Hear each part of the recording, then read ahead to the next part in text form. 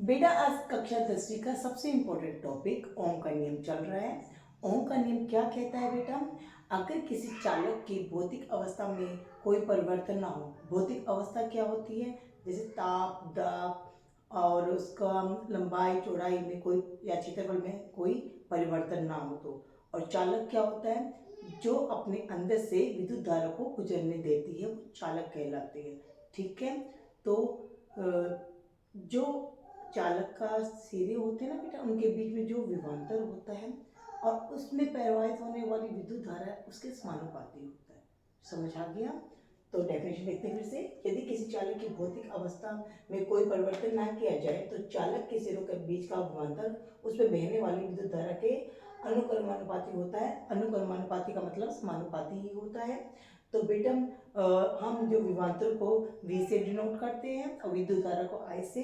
तो मैथमेटिकली हम कैसे लिखते हैं? V समानुपाती है I के। समानुपाती के निशान को हटाने के लिए हम क्या लगाते हैं? एक स्थिरांक जिसे R बोलते हैं। तो V अपॉन I की वैल्यू R हो जाएगी। समझ आगे बेटा? और R यहाँ पे क्या होता है? प्रतिरोध होता है, जिसका मतलब ओम होता है।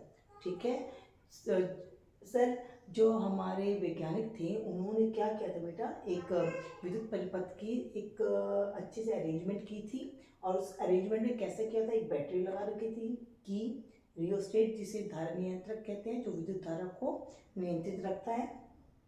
विद्युत धारा को मापने के लिए जो यंत्र होता है उसे क्या कहते हैं? एमीटर कहते हैं। एक वोल्ट मीटर जो विभवांतर को मापता है। ठीक है बेटा, इंपॉर्टेंट क्वेश्चन यहाँ पे क्या बनता है? विद्युत धारा को मापने वाला यंत्र कौन सा है? आप बता दोगे एमीटर। और विभवांतर को मापने वाला यंत्र कौन सा है? आप बता देंगे क्या? Volt meter. ठीक है, दूसरी चीज ये है बेटा, एमीटर को हमेशा जो प्लस सिरा है वो बैटरी के प्लस सिरे के साथ ही जोड़ा जाता है। जो बैटरी में बड़ा रंग दिख रहा है बेटा, इसे हम प्लस साइड बोलते हैं और छोटे वाले को नेगेटिव साइड। ठीक है, और सिमिलरली वोल्ट मीटर का भी पॉजिटिव, इस तीनों के पॉजिटिव एक ही साइड में होंगे। ठीक है, बैटरी का पॉजिटिव, इमीटर का पॉजिटिव और वोल्ट मीटर का भी पहले पॉजिटिव ही आएगा। देखो बेटा, जैसे ही विद्युत परिपथ में स्विच को ऑन किया, विद्युत धारा बहने लगी। आई क्या होती है? सर्किट में यहाँ से जाती है। देखो बेटा, यहाँ पे आई है तो यहाँ पे भी आई निकला। जब आई की वैल्यू में कोई चेंज नहीं होता तो उस क्रम को हम श्रेणी क्रम कहते हैं। ठीक है, क्योंकि आगे न्यूमेरिकल बहुत इंपॉर्टेंट आते हैं श्रेणी क्रम और समांतर क्रम के। तो आपको बता दूं श्रेणी क्रम क्या होता है। तो ठीक है बेटा, श्रेणी क्रम समझ आ गया। फिर यहाँ पे देखो बेटा, आई की वैल्यू यहाँ पे दो हिस्सों में बढ़ जाती है। एक हिस्सा यहाँ पे और एक हिस्सा यहाँ पे। जब ऐसी विद्युत धारा दो हिस्सों में बढ़ जाती है तो उस क्रम को हम पार्श्व क्रम या समांतर क्रम कहते हैं। ठीक है बेटा, अब इससे क्या होती है? जैसे हम वोल्टेज की वैल्यू चेंज करते हैं तो विद्युत धारा की वैल्यू बदलती रहती है। हम आराम से वैल्यू को ले लेते हैं, एक्सपेरिमेंट के थ्रू आपको दिखा दिया जाएगा। तो क्या होता है बेटा, हम ग्राफ ड्रॉ करते हैं।